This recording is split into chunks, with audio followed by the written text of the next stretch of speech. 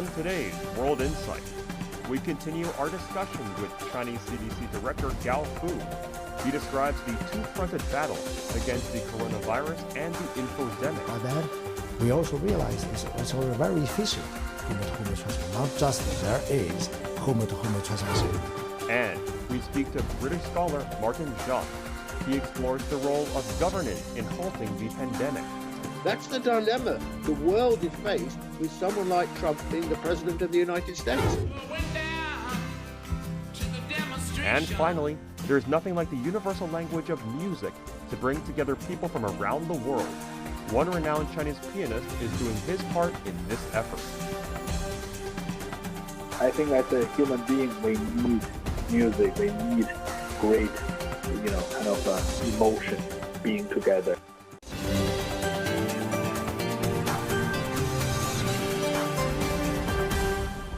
Here is our host, Tian Wei. Hello and welcome to World Insight, coming to you from Beijing. I'm Tian Wei. We start with the COVID-19 outbreak in China. Measured by the number of cases, the darkest phase of the pandemic in China has passed. However, there have been lingering issues that warrant further discussion. To tackle these issues, we invited Dr. Gao Fu, the director of the Chinese CDC, also a member of the high-level expert group of the National Health Commission. The group consists of some of the top epidemiologists and virologists coming from China. They have been working to curb the COVID-19 spreading in this country. He answered some of the most important questions about the early stage of the outbreak. When did you travel to the city of Wuhan? On the 17th, the commission decided to have a senior advisory group to go there again. I'm one of them. We have 6 members, including Dr. Zheng Nanshan, Yuan Guoyong, Li Lanjue, Zheng Guang, Du Bing. So we went there, and I think we got together in the evening of 18th. So we went to the hospitals and we talked to the doctors and all this. On the 19th. On the 19th morning. Yeah. And in the afternoon, we have a group meeting. Of course, we already got the conclusion. It's clear.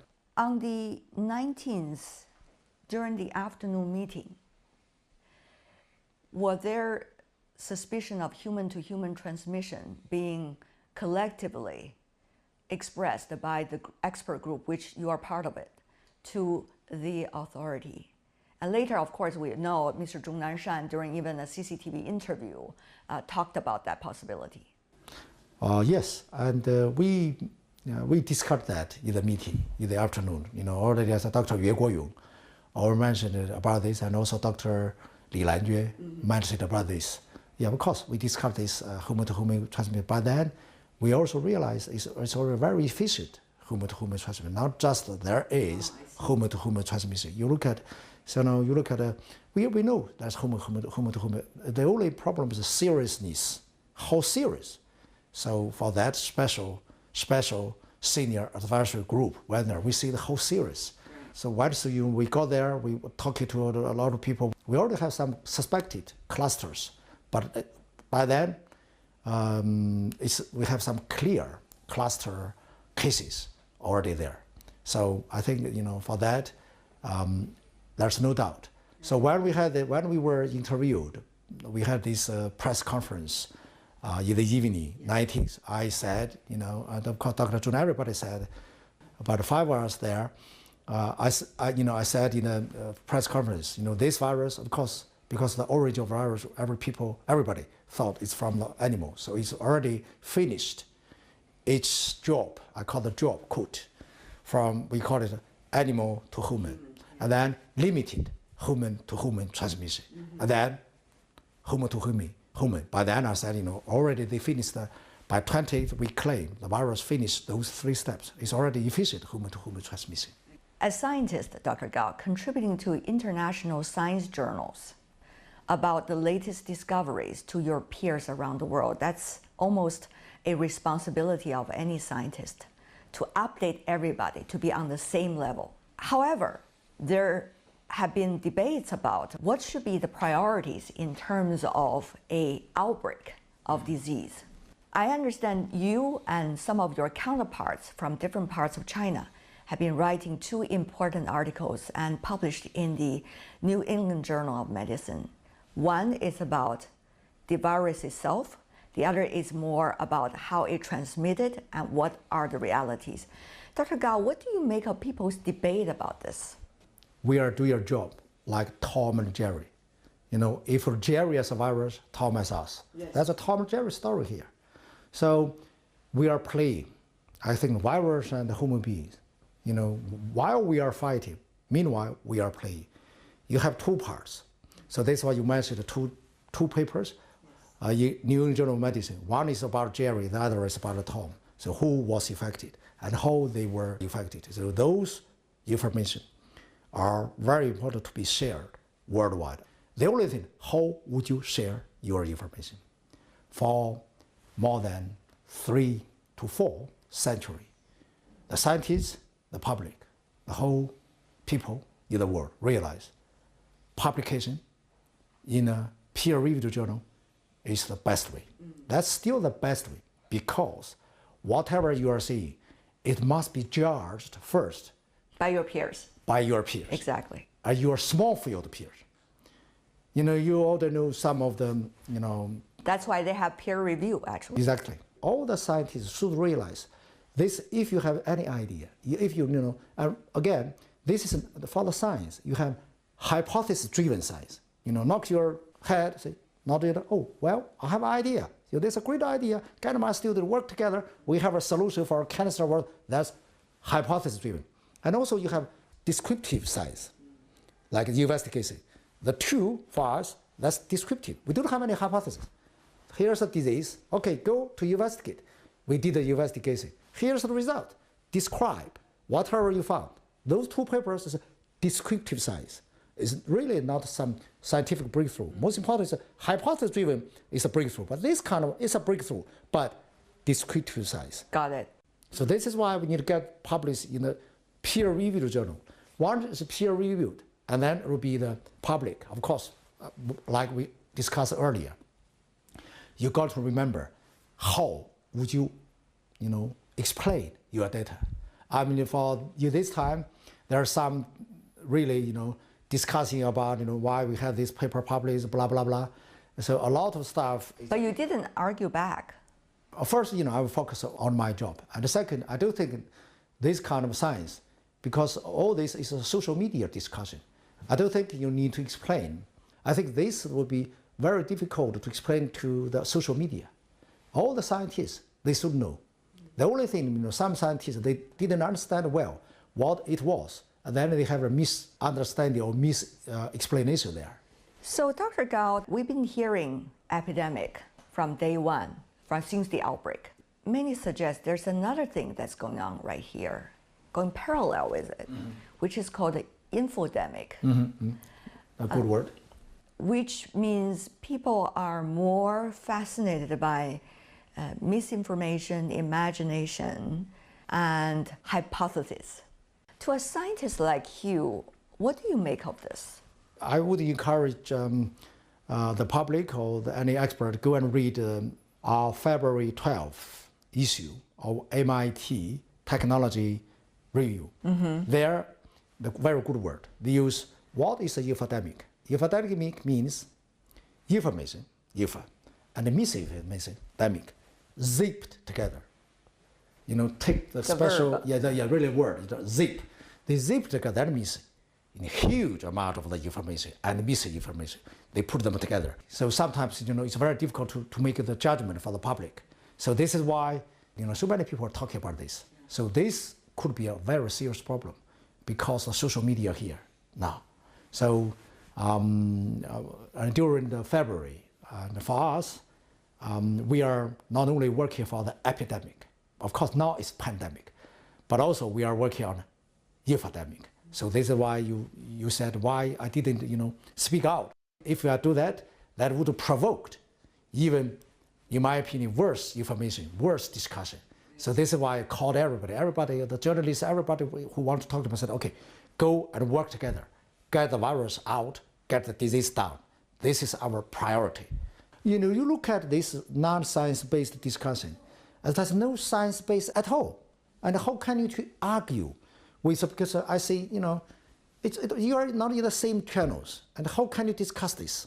It'll be very, very hard, very, very difficult. People already in panic. Just call people to get the virus down. That's what you scientists are likely to face in the future. I mean, every time probably there's issues like this. So what are the strategies you're going to have to deal with this situation? You have to remember, I didn't say anything about myself. I did say something. I did address a lot of stuff about the work, what we should do, and what I'm doing. Yeah. Every personal, like me, you are that kind of fur. And the whole situation or the country or the whole city is skin. The fur must be put into the skin. So for the fur, it doesn't matter. But most important thing, at that time, though we have a discussion, the most important thing is the skin is the fighting against the virus. For any individual, it's not that important. I made a lot of comments about what we should do, what we should learn from the war, but I never said about myself. I did say something. No, you know, that's totally different. China's effort in curbing COVID-19 is facing new challenges. Imported cases are flaring up while domestic transmissions have been controlled. There's concern along China's border with Russia now, where the town of Suifenhe has seen a recent string of locally transmitted coronavirus cases. And even in the capital city of Beijing, there have been reports of a case who tested positive after completing 2-week quarantine and virus testing. Last week, China also updated the mortality rate in the city of Wuhan, where the pandemic started. For questions related to all these issues, Dr. Gao Fu gave his opinions. Now, we are already in a very different stage of this pandemic. For China particularly, the first stage seemed to be prevention, control, even mitigation, quite successful. But what is China's exit strategy? I mean, if we had SARS or SARS-like, now we can claim we already won the war. The problem is this is not a SARS. It is also not a HXOY avian flu. Right. It's a real pandemic one with it's much faster than any other virus transmission, and much higher infection rate. You know, the R0 is very, very high. A lot of hidden characters of this virus, and more importantly, it's already pandemic. To end this war, to exit from this pandemic, we might need to use different strategies now. Right. You know, we won the war in Wuhan and Hubei, but now, you know, we have some imported cases in some area, especially in Heilongjiang. Right. You know, a lot of cases, and they traveled back from Russia. So now we are, you know, we have the different problems. So wait and see, and we are adjusting our strategy. Talking about that, Dr. Gao, if I could, Hubei, Wuhan is a very specific case. That's one city, one province, helped and supported by the whole nation efforts. But in northeast China now, Suifenhe, it's a very dangerous sign that there might be sporadic cases in different parts of China that could evolve eventually into community spreading and even further than that, which means all the healthcare resources will be hugely challenged, particularly at the local level. So what does that mean to you? How much of alarm is ringing to you, sir? I think the alarm is already very, very loud. So this is why China CDC already sent a team. I heard about with that. With the capacity for 1,000 cases a day for this, you know, diagnostic mobile P3 lab. But this is exhausting. I mean, one battle after another. You already see the fatigue going on in the society. What does that mean to you? One after another, even though the society already feel exhausted. It's a really unusual virus. At the moment, everybody realizes it's not because of China, because the world, the rest of the world, we have so many cases now is imported. Except for Wuhan and Hubei, for 1 month, the whole country, there's no cases at all. But now the case back, like you said, we are really alarming there. It could be a problem, but we learn a lesson from what happened in Wuhan. Yeah. We learn experience, what we have done in Wuhan. I think by then, we, the human being, will be in the business. I'm confident. Another thing, Dr. Gao, is about the numbers. You've been dealing with your international counterparts on such a frequent basis. What about the numbers? I think there are some rumors, there are some sayings around the world claiming China might, hide some numbers. No, the answer is no. Well, of course, you're a China CDC head. You say, oh no, China is not hiding the number. Let me see, because this is a virus. This is infectious diseases. You cannot hide a virus. If you hide the number, or a good example, you cannot reopen Wuhan. If you reopen Wuhan, the Wuhan will have new cases. Right. That's for sure. So when we see no more cases in Wuhan, it's no more cases. If we go back to Wuhan, of course, people are also talking about asymptomatic infection. So if it's asymptomatic infection, that's not the disease case. It's just a kind of infection. So of course, from the very beginning, maybe we didn't realize the asymptomatic was so serious. Now we are back. Right. We are doing investigation by screening of serology to test who might be infected during the first wave of infection. We are doing that. I think there's no deliberate hidden numbers here at all. The only thing maybe we have some asymptomatic infection there. And more importantly, you look at when you are talking about the hidden numbers or whatsoever, when we had this serious problem in Wuhan and Hubei, you look at what happened in other areas. You are living in Beijing. Would you think in your neighborhood there are some cases were hidden? You never see your colleagues or your neighbors, they were disappeared. Yeah. They are there. So I think it's so. You cannot hide any infectious disease cases. So what is the scale of testing that we have already? I think previously we only did the test for the virus itself. That means the virus genome, the PCR-based test. Yeah. So for all those suspected cases and also for the close contact. And now, of course, we are doing the same thing. If we missed any cases, any suspected, any close contacts, we are in the trouble. Again, I'm telling you, we are facing infectious diseases. It's not a cancer patient. If a cancer patient, you can hide, you can, mislabel, you can do all this kind of, job. But for infectious diseases, the virus itself will tell you the truth. The fact is the fact. Whatever you saw now in China is the fact. So, Dr. Gao, what's next from now on? It looks like now we are facing the pandemic. The virus is in more than 200 countries. I would quote Dr. Taizu's words, say, solidarity, solidarity, and solidarity. We need to unite together, everybody in the world. So let's work together. That's the next. And so make sure everybody understands what we are doing. Everybody is involved in this activity.